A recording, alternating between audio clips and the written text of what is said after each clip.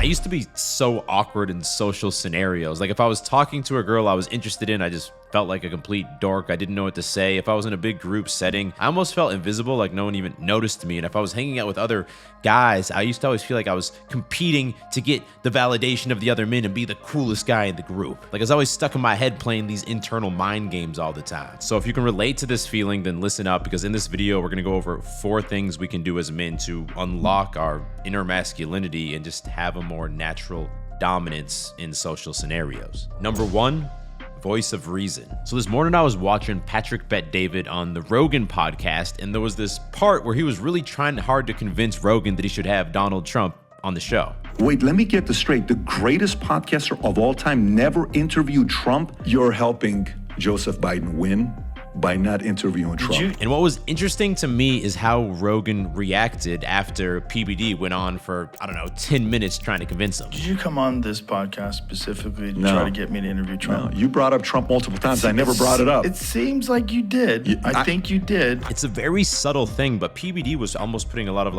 pressure on Rogan to do this thing. And in those scenarios, sometimes it can be a bit dicey how we want to respond, because maybe he wants to be like, yo, bro, it's my show. Don't tell me who I should have on or not. Or perhaps he felt pressure just to be like, yeah, maybe I'll have him on, thanks for the input. Instead, he said, it seems like you almost came on the show just to convince me you're doing this, Pat. And as a side note, personally, I would love to see Trump on Rogan, actually. Another example could be you're on a date and the girl says, I actually hate cooking. And when this happens, every man's gonna have the same reaction of like, huh?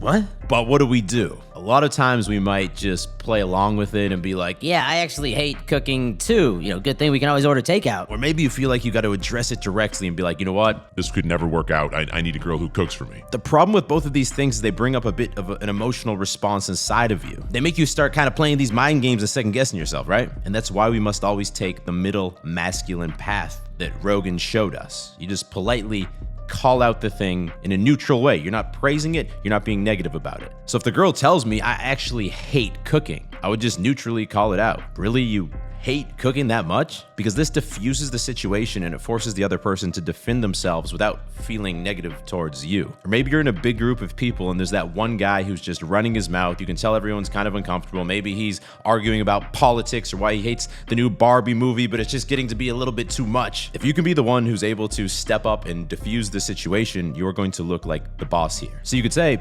Tom, it seems like you absolutely hate the new Barbie movie.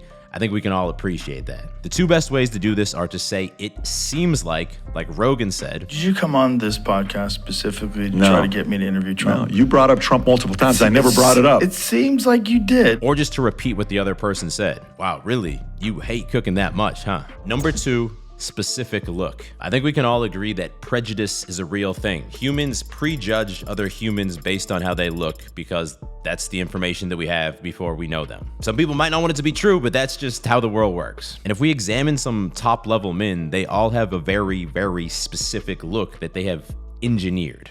James Bond is the classic example. He's wearing these classy fitted suits all the time, or even when he's not wearing suits, he's got some fly summer outfits on. He really portrays that classic gentleman look. Andrew Tate, a little bit more minimal style, but he usually has on a fitted t-shirt, a nice watch, some nice fitted pants, and some cool shoes. Again, it gives this clean, classy feeling. Even Jordan Peterson, he has a bit more of an academic look, but it is still crafted, and you can tell that he puts a lot of effort into the different suits that he wears. A lot of guys have this stubborn belief that I'm a man, I'm not going to be feminine and care about how I look. And you can feel however you feel about this, but the proof is in the pudding. These top level men, they understand the importance of how they look because other people are going to judge them based on that, so they craft the specific look. And I would challenge you to kind of do a mindset shift and start thinking about your own style this way. Think about the different environments you're normally in, and this might depend on your profession, but you're going to have some nights out, you're going to have some days in the office, maybe you're going to go to the gym. In the summer, you're probably going to be hanging out during the daytime in some warm weather. For each of these different environments, what look do you want to portray? The easiest way to get started is to ask yourself, what's the main environment I'm in the most and what am I lacking? Maybe it's pants or shirts or shoes, and then just start by buying those things. Now, it doesn't matter what clothes you're wearing. If your hair game is not on point,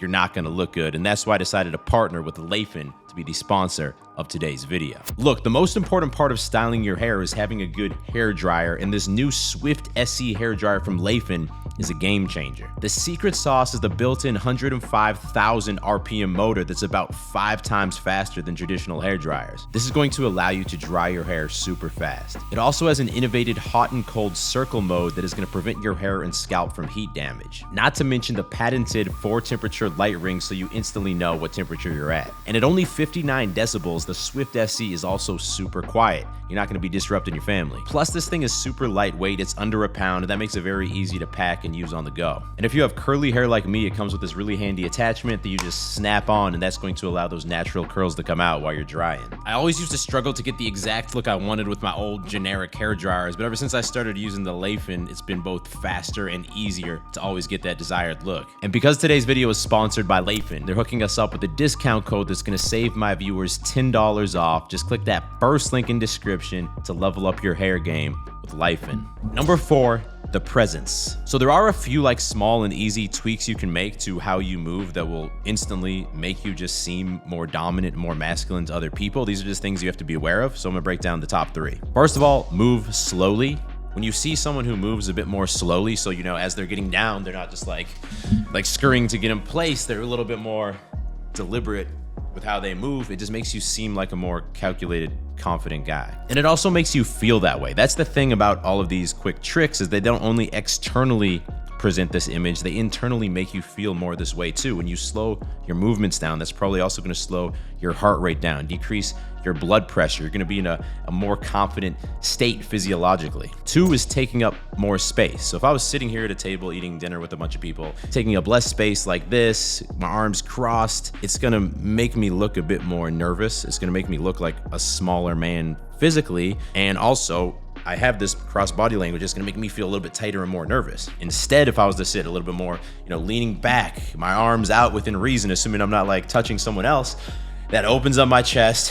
My breathing is going to be deeper. I'm going to feel better. And also it makes me seem like a guy who's comfortable, taking up more space. It makes you seem more like the center of attention almost. And research backs this up. One study, they had people have either an expansive posture or a contractive posture. And then after that, they had them complete different tasks. The people with the expansive posture, they said they felt more powerful, they took more risks in a gambling task, and they performed better in a mock interview than the people who had the contractive posture. Like, this is actual science as well. And third is eye contact. If you're not comfortable with eye contact, and I used to be so afraid of it, put yourself through the ringer a little bit, and over the next few weeks, everyone you're talking to, challenge yourself not to break eye contact. Just like anything else, you'll get desensitized to it and you'll become comfortable, even if at first you're like really feeling really weird about trying to do it. I did this back when I worked in my corporate office, and I was making really strong eye contact with my boss. It was very intimidating, but it quickly got me over it. The point is, when you have no nervousness around eye contact, you're always going to feel more comfortable talking to everyone. You're also going to seem more confident, because when someone holds strong eye contact, you immediately just think, okay, this guy's not intimidated at all talking to me. And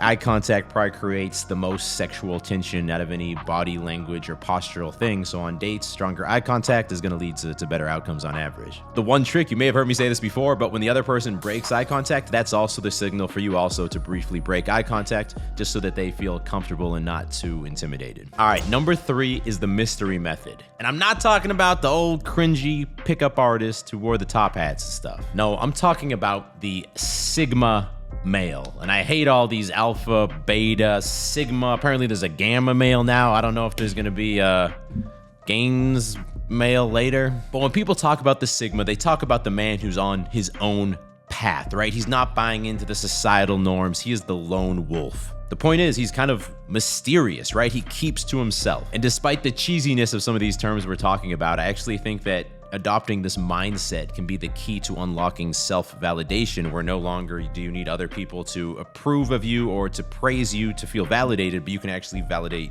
yourself. And the way that I try to program myself to do this is when I'm in social scenarios or I'm meeting new people or talking to different people, I don't talk about myself at all. I don't share, my businesses or my YouTube channel. I always just stay focused on learning more about the other person, partly because I already know my own story. So repeating it to a bunch of other people, other than the ego boost you might get from sharing your W's and your wins, it's kind of boring, right? I'd rather learn about someone else. The most powerful way to dig deeper when you're talking to other people, so you don't get lost in just interview mode and surface level things, is to ask questions that start with what how, or why. So they tell you that they're a digital online marketer. You could say, oh, that's interesting. What does your day look like? How did you get into that? Why did you choose to do this? And if you start to do this, you'll notice that, first of all, people like to reciprocate. If you're showing interest in them, they're going to start to show interest in you and ask you about your life. And now it's coming from a genuine place of wanting to know more about you. So now when you do share some cool things about yourself, it's actually going to be more impactful because it's not like you're shoving it down their throat, that they're eager to learn about it. And also it gives you this mysterious presence where people feel like they need to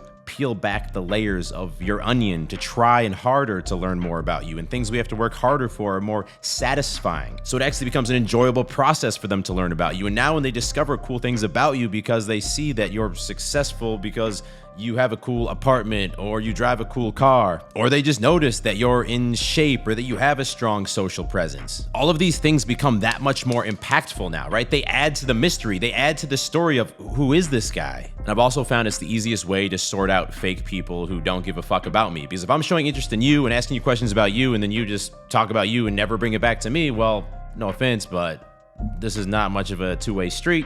Adios. Now, another massive part of exuding this masculine dominant presence is having the right type of body. And that's why I recommend you watch this video next. It's about the first thing women notice about men and the exact exercises you need to prioritize in the gym to get the right type of body. So click there to check that out. And if you're new to the channel, you can click down there to subscribe, as I release 2 new videos every single week and you don't want to miss them. I'll talk to you in the next one. Stay beastly.